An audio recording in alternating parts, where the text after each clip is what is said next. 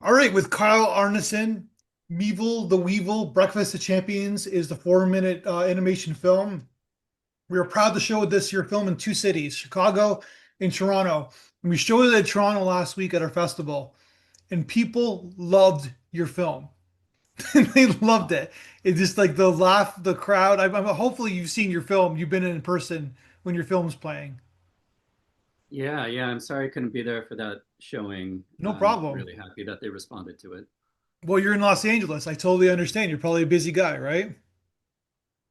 Busy, yeah. I'm actually in Portland, Oregon. Split the time between LA and Portland, but yeah, love Toronto. Really wish we could have been there, but yeah, super happy that people found some humor in it. I apologize. You the on the submission on Film Freeway it says, but I guess that was the other person who submitted for you. He's in LA. Yeah, no, we bounce back and forth. It's complicated. My wife teaches in LA. I'm working up in Portland right now, so yeah, we're bouncing back and forth. Portland's in the news right now. Yeah, Any a lot of talk comments? about Portland. Yeah. Yeah. It is not on fire. Everything is fine here. It's a beautiful, beautiful city. Okay. We'll leave it at that, I guess, right? Yeah. Okay, so tell me about this film, Meevil the Weevil. When did you kind of come up with this idea for this film? Um, I I want to say it was 2022 when I came up with the character and wrote the script. Stop motion, very slow, painstaking process. So yeah, wrote it 2022, boarded it out, and um, and that was the easy part because then we had to build the sets, the puppets, get the crew together. And what you don't really see in the film is that the kitchen, the entire set that Meeble interacts with, is a full-scale kitchen. So I built a kitchen in our studio, which we had at the time in Los Angeles. Um, Shot all our plates. Obviously, had to build our puppet, who's a fairly large puppet. He's about 16 inches tall. Built all the props, the rocket roller skates, so on and so forth. The rigging. So it was just a very long, involved process, and had paused to take regular jobs. We were a functioning production studio, Yeah. So so it was just kind you're of a you're you're a production designer in the industry. I guess yeah, like you've worked on some pretty big film. Robot Chicken comes to mind, right? So you yeah. working on a show right now? No, as you may or may not know, the industry is pretty quiet right now. We did a series of Arco commercials recently. I did some designs for a Kaiser Permanente spot. But yeah, myself and all my colleagues are kind of just waiting with bated breath to see what happens. But there's not a lot of animation happening right now. Well, I'm sorry to hear Um, that. But I guess like, maybe a silver lining is that you get to work on your own projects. that's right. Yeah. So it's good to have something to kind of just focus on and invest our time and energy into. So yeah, we're definitely trying to do more Meevil stuff. But yeah, the whole thing took at least three plus years to do. We finished the last of the VFX earlier this year, and yeah, now doing the festival circuit. So it's been a lot of fun, ton of work, great team, a lot of patient people, and yeah, really happy with the results. Let's talk about like so this like if someone who programs festivals, this seems like a no-brainer acceptance. So I'm assuming it's done well for you. Yeah, we've gotten into a handful. This is my first time doing the festival circuit. We did a really fun one here in Portland that I was able to attend, the PF Cat, and that was held at OMSI, which is a museum up here. And it was actually shown in IMAX. So that was really interesting. You work on a small 15-inch monitor for years, and then to see it, on IMAX was pretty great. And yeah, just kind of happy to discover that it flows as hoped. You get into these sort of fugue states making little projects like this. And so getting to see audience reactions and getting another perspective is really good.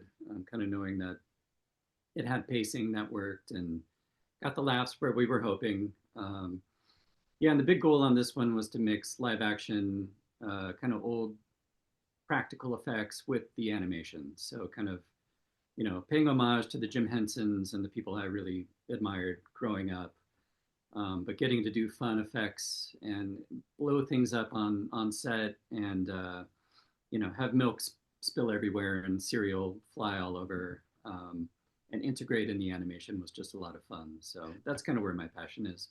So you mentioned fugue state, meaning that like you got is that like a euphemism for like you get sometimes you get too close to the film and Yeah, yeah. There's just so many plates spinning. You're dealing with the puppets, the sets, the VFX, and all the while you can kind of lose sight of certain things. Lose the forest for the trees, as they say. So you want to just make sure the pacing is always kind of working in editorial. Yeah, with stop motion, the rigging, and you've got a the puppet's arm has now broken. How do we fix that? And the sets change day to night. So as the weather changes, things kind of start to sag. So everything is just constantly being tuned up, and it's such a game of keeping things going and keeping things working that you can kind of lose sight of the bigger picture, which is the story. So it's just kind of a funny thing, just trying to keep it all in mind and juggle it all. do you have like is there more stories about this gentleman, Meevil the Weevil? Yeah, yeah. So definitely working on a pitch for a series and also a pitch for a film. Um, There's like a proof of concept in many ways. yeah, yeah, Yeah. absolutely. I have a Bible, and one of the things I'm really hoping to do is kind of do like a faux documentary as live action. One fan's journey to meet his hero, Meevil. So in the world, Meevil actually existed in the 70s and 80s, and somebody growing up in that time who was really Evil uh, Knievel? yeah, yeah, I wouldn't say that for legal reasons, but Yeah. something like that. So yeah, it'd be sort of a fan's journey to find Meevil. He's still out there doing stunts, but the world's kind of forgotten him. I'm So old enough to remember they used to have like the what do you call it, the Wide World of Sports, right? They used to oh have yeah, some, yeah. yeah, that stuff was so exciting. Yeah. It's just kind of simpler time, the world of tomorrow and possibilities and normal people doing big things. And yeah, I'm really drawn to that, where it's just kind of these simple little objectives, just jump He your was one of the motorcycle over a series of trailers, kind of thing. he, or his people or him, they were one of the innovators of the pay-per-view, like back in the day, right? They Oh yeah, yeah, yeah. The yeah. Snake River Canyon and all the stuff Yeah, at the river, in yeah, yeah, Vegas. Yeah, super yeah. cool. I heard he wasn't like that great of a guy though. Yeah, the documentaries don't seem to portray that. Um, He but would get canceled today, let's put it that way, right?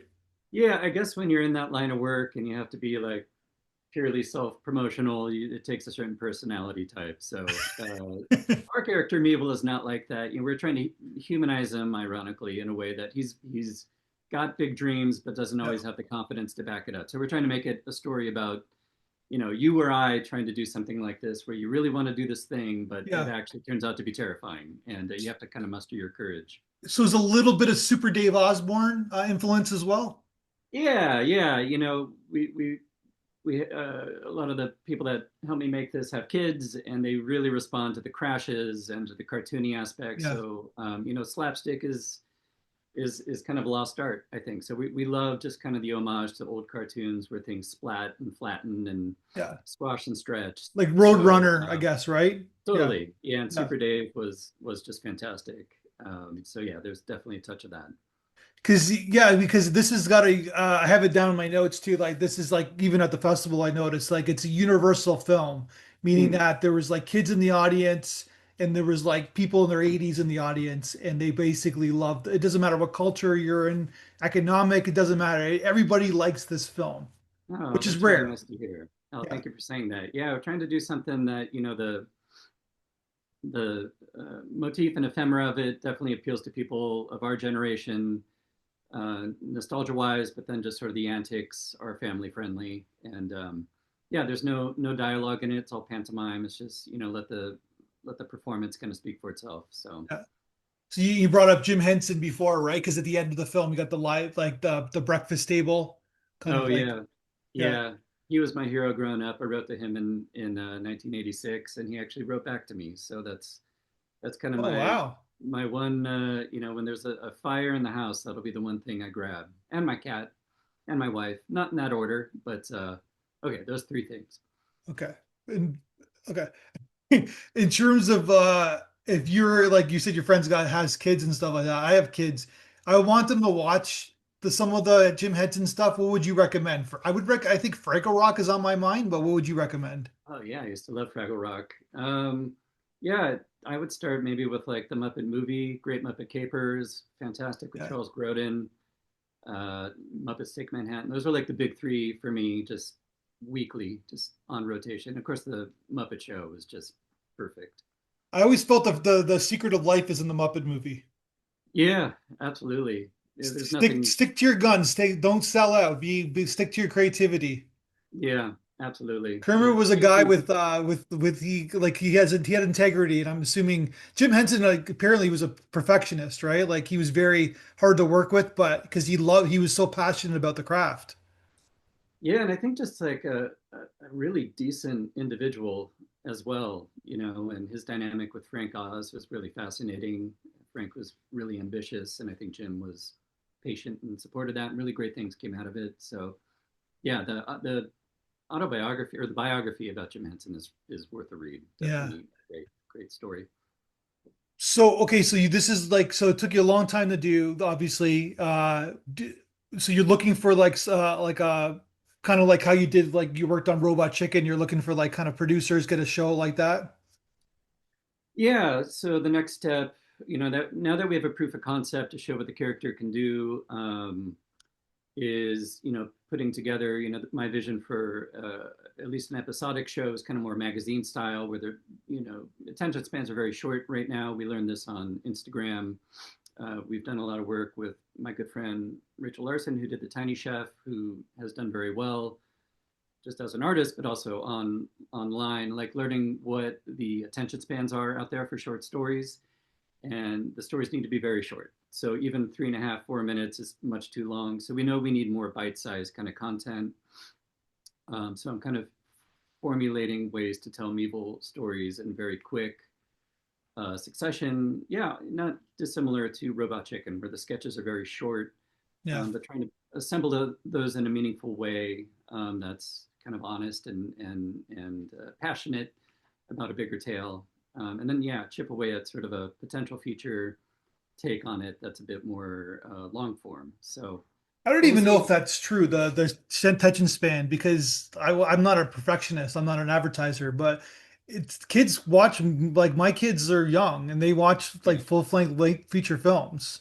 Oh wow. Okay. Well, they're Yeah. the exception, I would think. Or I Yeah. don't know because you go to the movies and they're watching, they sit back and watch like there's like they're in if it's a story, they're into it.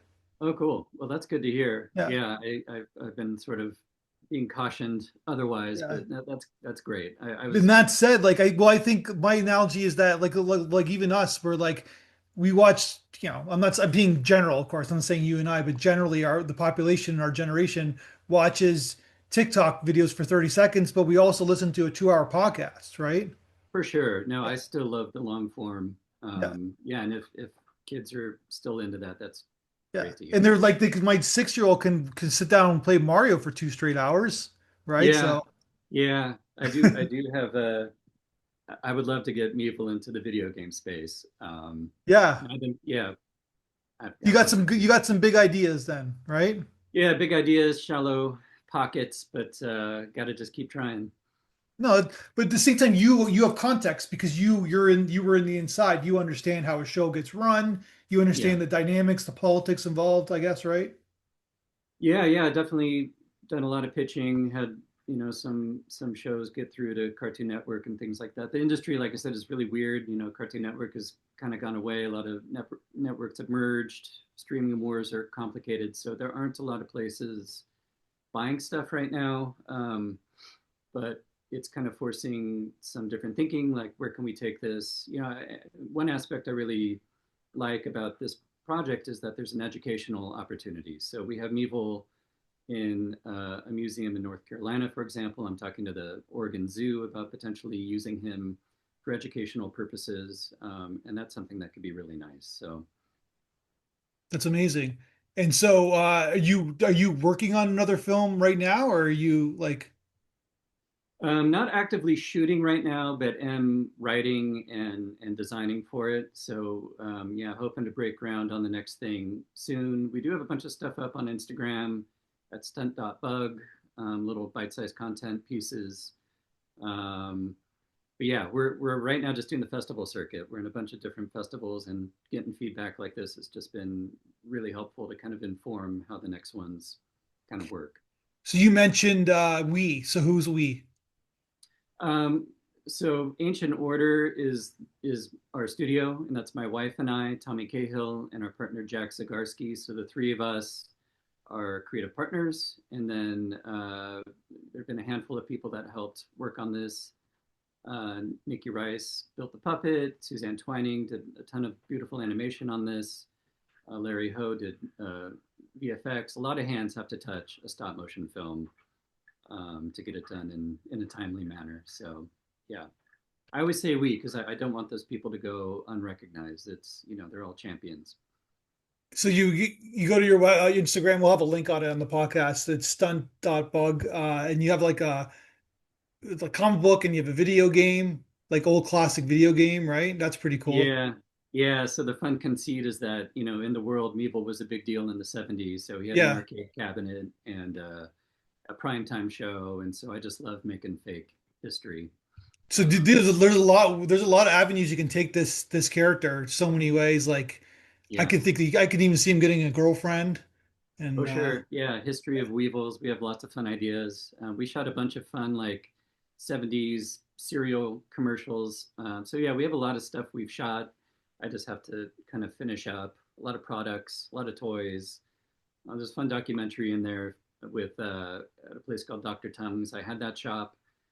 We made a bunch of toys and brought it to his store, and he talked about the history of Meevil the Weevil yeah, toys in the 70s. And yeah, just building a world. yeah. As a world builder and production designer, I like giving context and alternate reality sort of world building, and it's been a lot of Well, fun. if you study like characters in the last 20, 25 years, the people like the overconfident character. Like if you look Hmm. at even from drama to comedy, we like the overconfident character. Yeah, in over their head kind of thing. Yeah, always.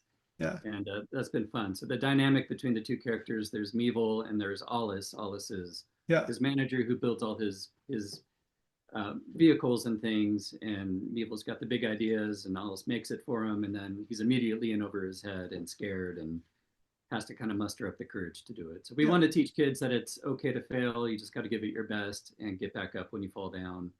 Don't have to be the best, but try your best. So Yeah. And what's your feeling on, as someone a professional like yourself, what's your feeling on AI animation now that it's occurring? yeah, I think the kind of genie's out of the bottle. Yeah, it's hard to watch people get put out of work because AI can do all the concept art for you. So I'm not a huge fan of it. Don't use it myself. Don't really know how, but yeah, there's no going back. So we'll just kind of have to see how it shapes everything. But yeah, creatively, it just feels like it takes the heart and soul out of art. Um, but like anything, I'm told just to embrace it like a tool. So I guess I just have Yeah. to come to terms with that. You kind of don't want to be afraid of it, right? So, Yeah, because yeah. There's the always kind I of a circling back. It's like when CG became big in the early '90s, and 100%. That's what happens though. yeah, it's like yin and yang. It's like yeah, one thing powerful, the exact opposite becomes just as powerful.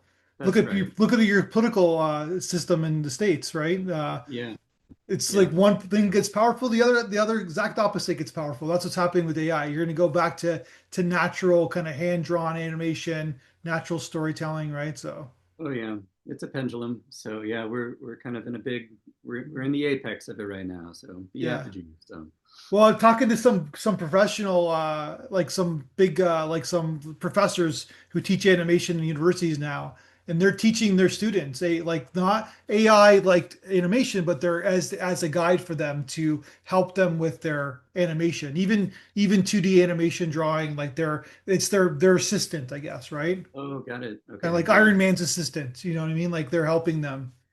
right. That makes sense. Yeah, I Yeah. guess I need to look into it a little bit. Yeah, yeah. I'm in the same boat, man. It's like it's scary, right? So, but sometimes you have to like this, especially the evolution of movies, right? Like we've gone Yeah. through this, right? Oh from yeah. the talkies to like, silent film to talkies. And even in the last 20 years, we've gone through the digital revolution. Everybody used to say, I'm never going to shoot on digital, right? Yeah. No, But they you're ended right. up doing it, right? So, yeah. It is funny to think that introducing audio to film, they thought that would be the end of the medium, but Yeah. yeah, There things you move go, right? forward. So I think that Yeah. we all want stories. We all want emotional connection to a character. That will Yeah. never go away. It's Yeah. just how you get there. It always changes, right?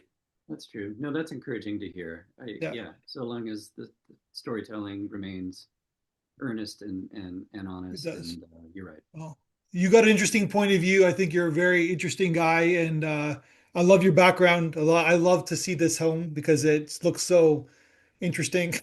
Oh, thank And you you so got the much. phone there, like it looks like a human, right behind your Oh, shoulder there. yeah, Yeah, yeah, that's right. I got to get that thing working. got a skull. Landlines, that's another thing that people don't have anymore. Yeah. Landlines, got to bring that back. Look at you got the old fat classic radio player, right? So yeah, Yeah, yeah. yeah, we like old schlock.